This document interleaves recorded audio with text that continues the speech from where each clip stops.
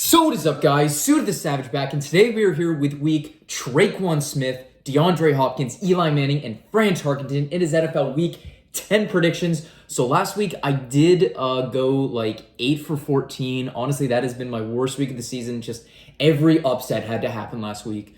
But anyways, I got 14 predictions to get to. If you're looking to watch a certain matchup, timestamps are in the description box below. So click on that matchup you want to watch if you're just here for that. Currently, the Bears, Giants, Bengals, and Texans are all in their bye week. 14 matches to get to, so without further ado, let's get this video started. And now we're starting off with our Thursday Night Football matchup between the Baltimore Ravens and the Miami Dolphins. Starting off with the Ravens, you made a huge comeback victory, 34-31 against the Minnesota Vikings in overtime with another Justin Tucker game-winning field goal. Honestly, though, Lamar Jackson, I've been so impressed with this season. He has made so many big comebacks. Last game, he threw for 266 yards, 3 touchdowns, 2 picks. He also ran for 120 yards. The only person to have a rushing touchdown was actually Le'Veon Bell. So, yeah. Rush game, always as strong as ever. Lead receiver was Hollywood Brown, 9 receptions, 116 yards, followed by Rashad Bateman, 5 receptions, 52 yards. And the ones with the receiving touchdowns were Patrick Ricard, Devin Duvernay, and Devontae Freeman. Anyways, in terms of the defense, it was kind of shaky. The defense wasn't really that strong, but you were able to lock them down in overtime and win the game. So that's always impressive. And then the Dolphins, you were going up against the Houston Texans. Tyrod Taylor had a horrible game against you. Jacoby Brissett came in for Tua, threw for 244 yards, 1 touchdown, 2 picks. Lead rusher was Myles Gaskin with 34 yards and a touchdown. So, yeah, the O-line is absolutely terrible for you guys. So that's why Myles Gaskin's production has been super bad this year. Lead receiver was Jalen Waddle, 8 receptions, 83 yards, followed by Mike Gesicki, 4 receptions, 54 yards. And then Smith, 2 receptions, 27 yards. That was pretty much it. The defense, it did shut down the Houston Texans, but it's the Texans. They are just an absolute dumpster fire. Maybe Davis Mills was the better option at QB as opposed to Tyrod Taylor, but who knows. Anyways, Ravens are 7.5-point favorites to win this one. I'm going to say that they win, but don't cover the spread. I'm actually going to say Brissett keeps this one close. And now you have our very first 1 o'clock matchup, a rematch of the 2020 NFC wildcard game between the Tampa Bay Buccaneers and the Washington football team. Starting off with the Buccaneers, you were on your bye last week and you came off a tough 36-27 loss to my boys in the New Orleans Saints. It was just too satisfying to see you lose. Anyways, Tom Brady threw for 375 yards, 4 touchdowns, and 2 picks. One was to Chauncey Gardner-Johnson at the end of the first half, and then one was to P.J. Williams in the 2-minute drill, which led to the Saints' victory. Lead rusher was Giovanni Bernard with 30 yards. You knew that if you wanted to beat the Saints, do it in the air, not the ground, and you tried in the air, and it was a success for the most part. Chris Godwin, 8 receptions, 140 yards, and a touchdown, followed by Tyler Johnson, 5 receptions, 65 yards. Cyril Grayson, 1 reception, 50 yards, and a touchdown. And then Mike Evans, 2 receptions, 48 yards, and a touchdown. Got the best of Marshawn Lattimore on one play, but other than that, just locked up. The defense really struggled against Trevor Siemian and Jameis Winston. It's a tough pill to swallow, and even struggle against the Saints' run game, which is kind of tough to see. And then the football team, tough loss. You were on your bye last week and you lost the Broncos 17-10. Taylor Heineke is not that guy. Trust me, you're not that guy, pal. I know I hyped them up at the beginning of the season, but against the Broncos, threw for 270 yards, 1 touchdown, 2 picks. Patterson was your lead rush with 46 yards, followed by Antonio Gibson with 34. Lead receiver was J.D. McKissick, 8 receptions, 83 yards, and then Carter, he had 3 receptions, 51 yards, and a touchdown. The defense just, tried to keep the Broncos in check for as long as possible, but in the end, it just, both teams were terrible, but the Broncos were just slightly better.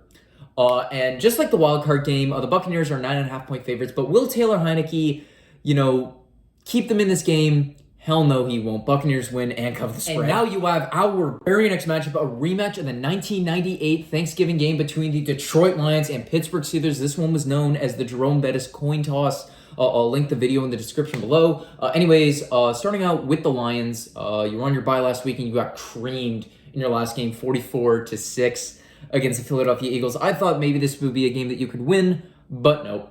Jared Goff threw for 222 yards, no touchdowns, no picks, but just was terrible. Got nothing going on in the rush game, only 27 yards by DeAndre Swift. Lead receiver was TJ Hawkinson, though, 10 receptions, 89 yards, so a pretty good day for him. Then Aquamanius St. Brown, 3 receptions, 46 yards. And then Ikwubi with 3 receptions, 40 yards. And that was pretty much it. The defense just, didn't really fall apart to the passing game of the Eagles, but did get exposed by the rush game. Gave up 236 rushing yards and 4 touchdowns. So yeah, Lions. Could they go? Could they have another season where they lose every game? Who knows? And then the Pittsburgh Steelers. You did beat the Chicago Bears 29-27 last week, but you got lucky. You should not have won that game. Ben Roethlisberger threw for 205 yards, 2 touchdowns, no picks. Basically, the refs, just so many controversial calls that went in the direction of the Chicago Bears, even though some of the calls were absolute bullcrap, mainly the hip thrust on the ref. Hip check, that's it. Then Najee Harris, lead rusher, with 62 yards and a touchdown. Lead receiver was Deontay Johnson, 5 receptions, 56 yards. Then Pat Freiermuth, he's currently been doing well. 5 receptions, 43 yards, and 2 touchdowns. Really just that red zone threat. That's pretty much it. And then James Washington, 1 reception, 42 yards. That was pretty much it. The defense held strong against the Chicago Bears at first, but nearly blew it in the second half. Steelers are 9-point favorites to win this one. I'm going to say that they win and cover the spread. And now you have our very next matchup between my boys in the New Orleans Saints and the Tennessee Titans. This is a rematch of when Michael Thomas broke the all-time single season receptions record, so that's something I'll always remember. Anyway, starting off with the Saints, we came off a brutal 27-25 loss to the Atlanta Falcons. Trevor Siemian did all he could, 249 yards, 2 touchdowns, no picks. This game was not his fault. His receivers and defense just could not bail him out. Lead rusher was Alvin Kamara with 50 yards and a touchdown, and then Mark Ingram with 43 yards. Lead receiver was also Alvin Kamara, 4 receptions, 54 yards. Then Traquan Smith, 3 receptions, 53 yards. Finished that off, Deontay Harris, 6 receptions, 52 yards.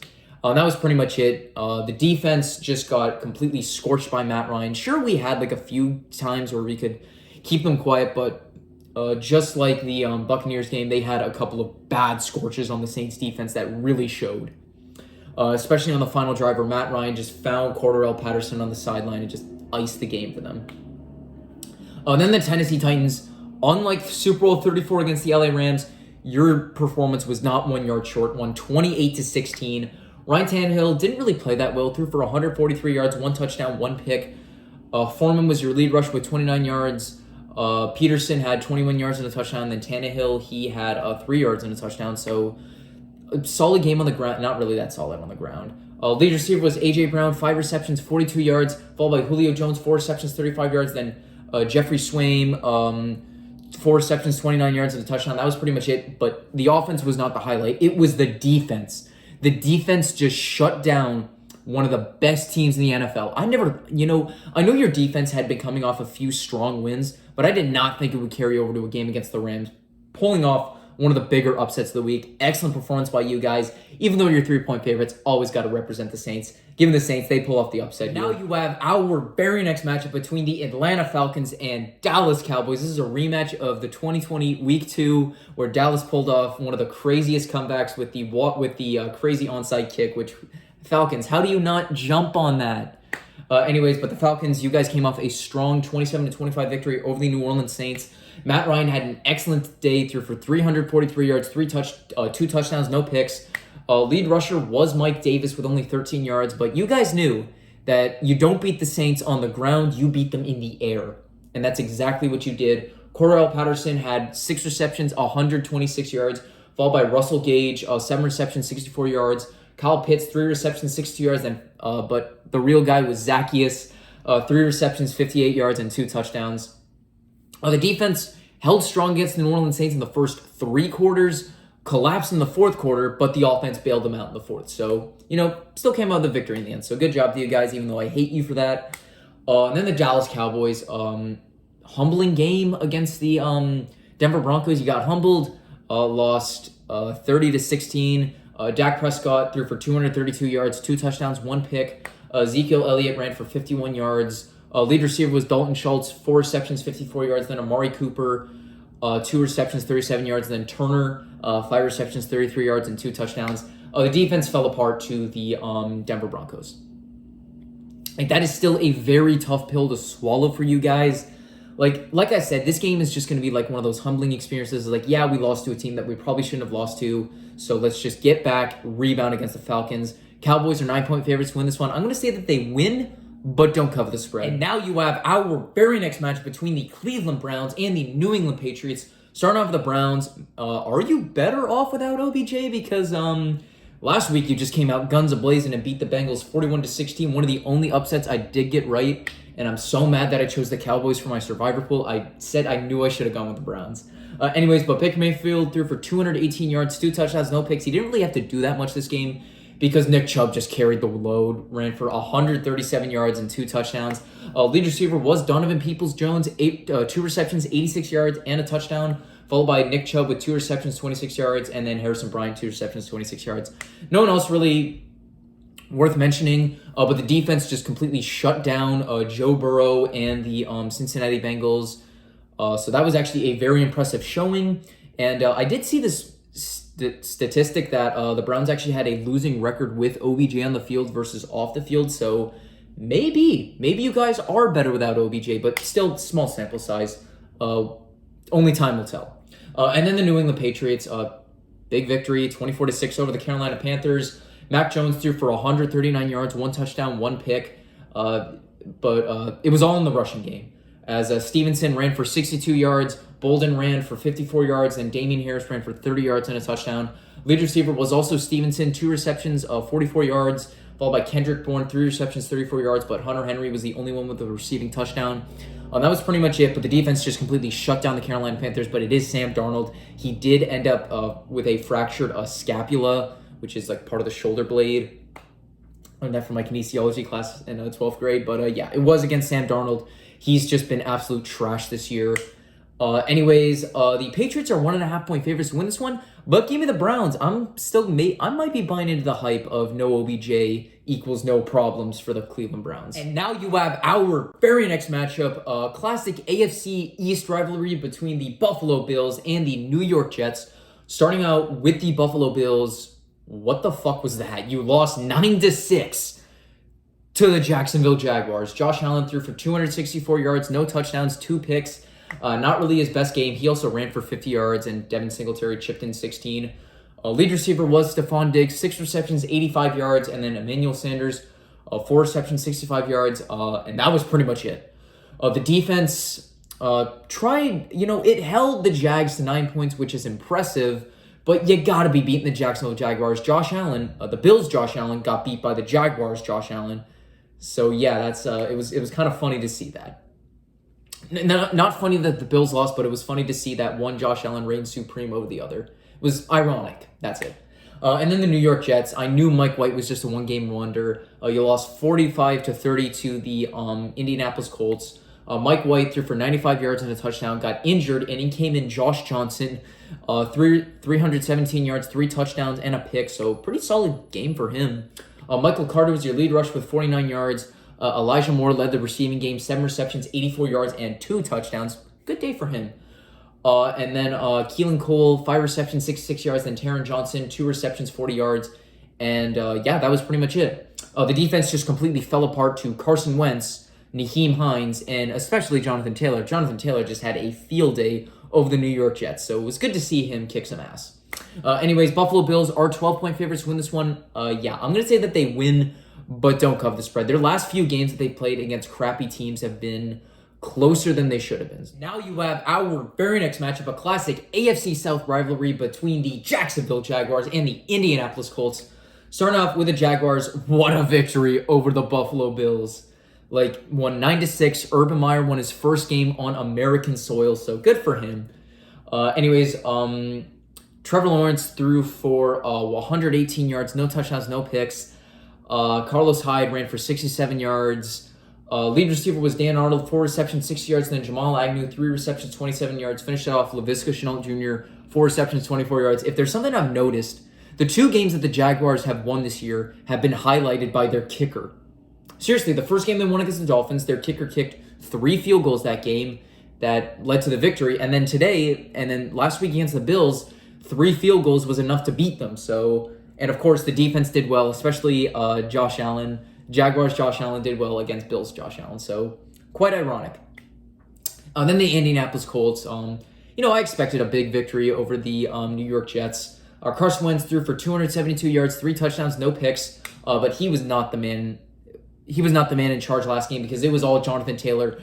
172 yards and 2 touchdowns. And Naheem Hines followed up nicely with 74 yards and a touchdown. Lead receiver was Michael Pittman Jr., 5 receptions, 64 yards, and a touchdown, continuing his strong sophomore season. Followed by Zach Pascal, 4 receptions, 58 yards.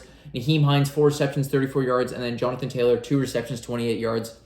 That was pretty much it. The defense held strong against the New York Jets in the beginning. The second half, yeah, their defense let their foot off the gas and collapsed to Josh Johnson. But at that point for the Jets, it was way too late for them to make a comeback. Colts are 10.5-point favorites to win this one. I'm going to say that they win and cover the spread. And now you have our very first 4 o'clock matchup between the Minnesota Vikings and the LA Chargers. Starting off with the Vikings, a tough 34-31 loss against the Baltimore Ravens. Mike Zimmer is clearly the problem here.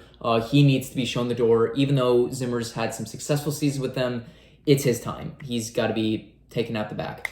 Anyways, Kirk Cousins threw for 187 yards, 2 touchdowns, no picks. Dalvin Cook ran for 110 yards, but he has gotten himself into some legal trouble with his girlfriend. I haven't got the full details on the story yet, but I know there's some issues going on with Dalvin Cook. Lead receiver was Justin Jefferson, 3 receptions, 69 yards, nice, and a touchdown. Followed by Tyler Conklin, 5 receptions, 45 yards, and the only other receiving touchdown went to Adam Thielen. That was pretty much it. The defense held strong at first against the Baltimore Ravens, but then completely collapsed in the second half. I mean, the Vikings had a huge lead that they blew, and then just couldn't get anything going on in overtime. And then the LA Chargers against the Eagles, a good 27-24 victory. Justin Herbert had an excellent day, threw for 356 yards, 2 touchdowns, no picks. Austin Eckler was your lead rush with 59 yards, but Justin Herbert had 14 yards and a touchdown. Lead receiver was Keenan Allen, 12 receptions, 104 yards. All the hype for Mike Williams has completely died down. He only had 2 receptions for 58 yards. Then Jared Cook, 4 receptions, 48 yards. The only people with receiving touchdowns were Anderson and Parham Jr. So yeah, that's pretty much it. The defense struggled a little bit against the Philadelphia Eagles, especially the run game, but was able to get it together at the end. And this game was highlighted by another bold 4th down call by Brandon Staley, which was the difference between LA's victory versus the defeat. Anyways, Chargers are 2.5-point favorites for this one, and even if Dalvin Cook would be playing this, I'm not sure what's going on with him. Even if he is or isn't playing, give me the Chargers that they win and cover the spread. And now you have our very next matchup, a rematch of the 2015 NFC Championship game between the Carolina Panthers and the Arizona Cardinals. Starting off with the Panthers, you guys are in trouble. You know, yeah, you had a nice 3-0 start, but have just been absolute crap since then, have been 1-5 since it. Sam Darnold was absolutely terrible, threw for 172 yards, no touchdowns, and 3 picks. Now, he did get injured. He has a fractured scapula, which once again, part of the shoulder. So in comes in PJ Walker. I really don't think he's going to do well in his time. Christian McCaffrey in his first game back had 52 receiving yards and 54 receiving yards. So he did break over 100 scrimmage yards. And honestly, there's really no one else to talk about. Like Hubbard had 33 yards. DJ Moore had 32 yards, and then Amir Abdullah 30 yards. That's pretty much it. Nothing else to talk about the offense. The defense didn't really do that well. I mean, did all right against the New England Patriots, but the Patriots just completely shut you guys down. So yeah, but really it was all about Sam Darnold. Anyways, and then the Arizona Cardinals didn't even need Kyler Murray in this game as they beat the 49ers 31-17. Colt McCoy threw for 249 yards, 1 touchdown, no picks. Didn't really have to do too much as James Conner just completely carried the load with 96 yards and 2 touchdowns. Benjamin, he had 39 yards and a touchdown. Lead receiver was Christian Kirk, 6 receptions, 91 yards, and then James Conner, 5 receptions, 77 yards, and a touchdown. A good day for James Conner, especially for fantasy owners. I had him in 2 of my fantasy leagues, just completely kicked ass for me, so thank God. And yeah, that's pretty much it. No one else really worth mentioning. The defense was able to shut down the San Francisco 49ers, so, you know, good for you guys. So Cardinals are 10.5-point favorites to win this one. I just don't know about PJ Walker. I just don't think he's going to be that guy. I don't think Sam Darnold's that guy. So yeah, the quarterback situation is just a mess for the Panthers. So give me the Cardinals. They win and cover the spread. And now you have our very next match between the Philadelphia Eagles and the Denver Broncos. Starting off with the Eagles, you did come short against the LA Chargers. Jalen Hurts threw for 162 yards, 1 touchdown, no picks. But the rush game, just like against the Lions, it was super strong. Jordan Howard ran for 71 yards and a touchdown, followed by Jalen Hurts for 62, Boston Scott with 40, then Keith Gainwell with 3 yards and a touchdown. Lead receiver was Devontae Smith, 5 receptions, 116 yards and a touchdown, followed by Dallas Goedert, 3 receptions, 43 yards, and then Quez Watkins, 2 receptions, 9 yards, because Jalen Reagor had negative receiving yards. The defense did have some trouble against the LA Chargers, so yeah, that's definitely a concern, but it is what it is. And then the Broncos came off a huge upset victory over the Dallas Cowboys. Teddy Bridgewater threw for 249 yards, 1 touchdown, no picks. Javonte Williams was your lead rush with 111 yards, and Melvin Gordon followed up nicely with 80 rushing yards and a touchdown. And Teddy Bridgewater also had a rushing touchdown to add on to that. Lead receiver was Tim Patrick, 4 receptions, 85 yards and a touchdown, followed by Jerry Jeudy, 6 receptions, 69 yards. Nice. And then Kendall Hinton, 1 reception, 40 yards. Always good to see Kendall Hinton succeed. I still feel so bad for him for what he was put through last year. The defense silenced the Cowboys. The Cowboys got a couple of touchdowns, but it was super late in the fourth quarter. Way little too late for them. Even though the Broncos are 3-point favorites to win this one, I think the Eagles are going to pull off an upset here. And now you have our very next matchup, a rematch of the 2014 NFC Championship game and a rematch of the Fail Mary between the Seattle Seahawks and the Green Bay Packers. Starting off with the Seahawks, you were on your bye last week, but against the Jaguars, you pulled off a 31-7 victory. Geno Smith threw for 195 yards, 2 touchdowns, no picks. But you guys are getting Russell Wilson back. This is absolutely crucial. Even though you're 3-5, I still think you have a shot to make the playoffs, but there is very little room for error at this point. Lead rush was Alex Collins with 44 yards, but the only one with a rushing touchdown was Geno Smith. Lead receiver was Tyler Lockett, 12 receptions, 143 yards, and then DK Metcalf, 6 receptions, 43 yards, and 2 touchdowns.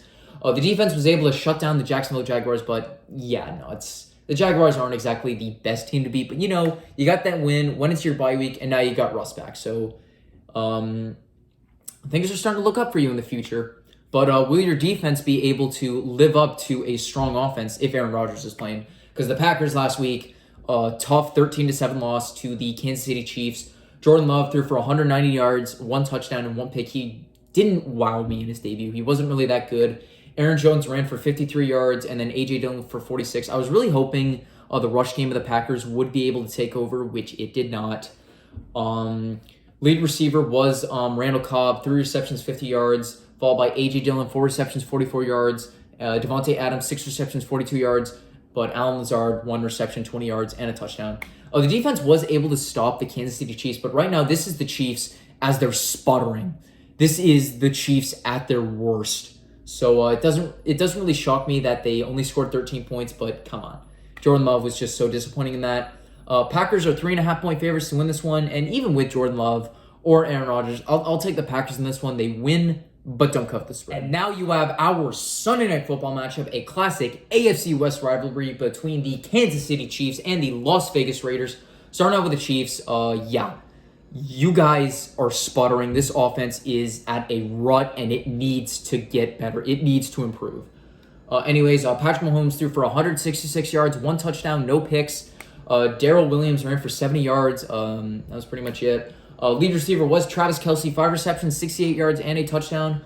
Followed up with Tyreek Hill, 4 receptions, 37 yards. Usually in a game where Tyreek Hill is completely neutralized, I would expect the other team to win, but not this time because Jordan Love is just absolute crap against you.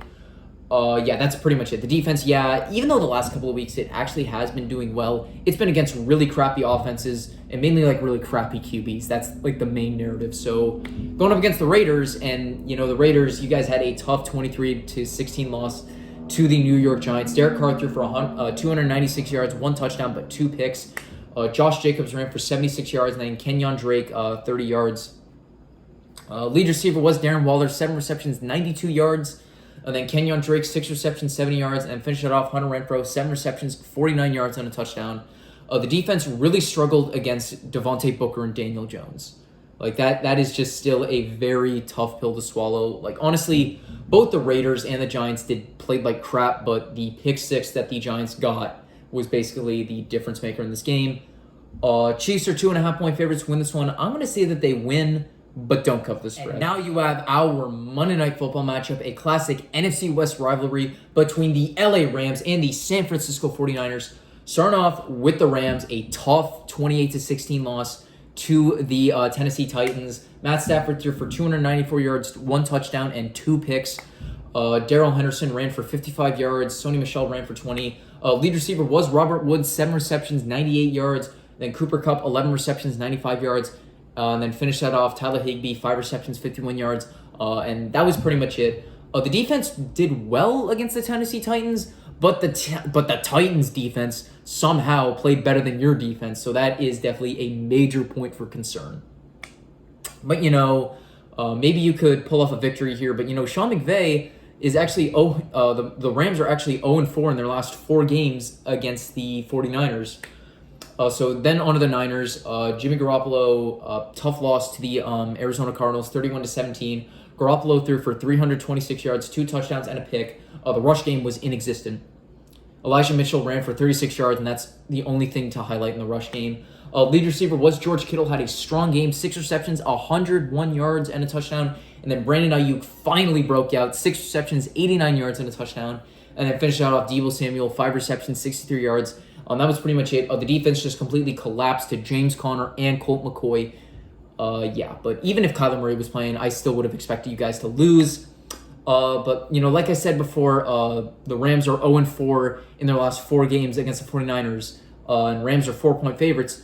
But this time I'm going to say that they bucked the trend. Rams win and cover the spread. And that is going to wrap up my video for today. Thank you guys all so much for watching. If you want to watch all my other weekly predictions and Saints recaps, links to all that will be in the description below. If you want to see my Saints and Falcons recap, which I did not have fun filming and I just got to rant about the Saints, click right over here. Like this video, subscribe my channel if you haven't already by clicking here or the box down below. Comment down below what you have for this week. Who's your upset of the week, lock of the week? Is your favorite team going to win? And are there going to be as many upsets this week as there were last week? Make sure to follow me on all my social medias, Instagram, Snapchat, and TikTok, @BrennanSuter. Thank you all for watching. Have a great day. Who Dat Nation is